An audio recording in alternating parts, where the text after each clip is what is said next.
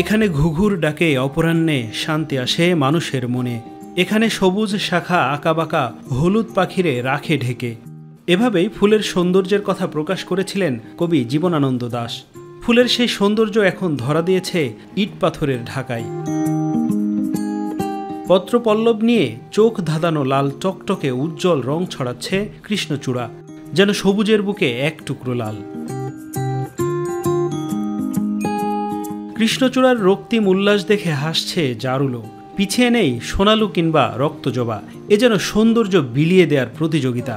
প্রকৃতির সাথে থাকতে আমারও খুব ভালো লাগছে, জায়গাটি অনেক সুন্দর। আমি আমার ফ্রেন্ডের সাথে ঘুরতে এসেছি।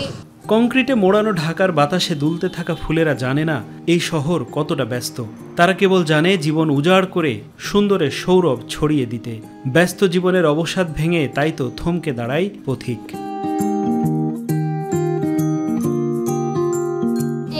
বসে থেকে খুব ভালো লাগতেছে, মনোরম পরিবেশ উপভোগ করতেছি।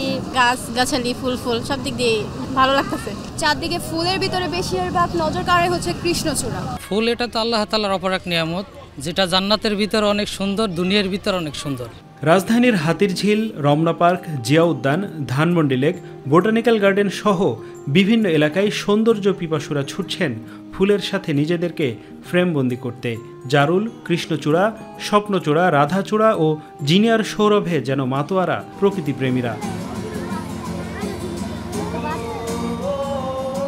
ফুল ফোটে, ফুল ঝরে, ঝরে পড়া ফুলও যেন উজাড় করে নিজেকে মেলে ধরে পথের বাঁকে।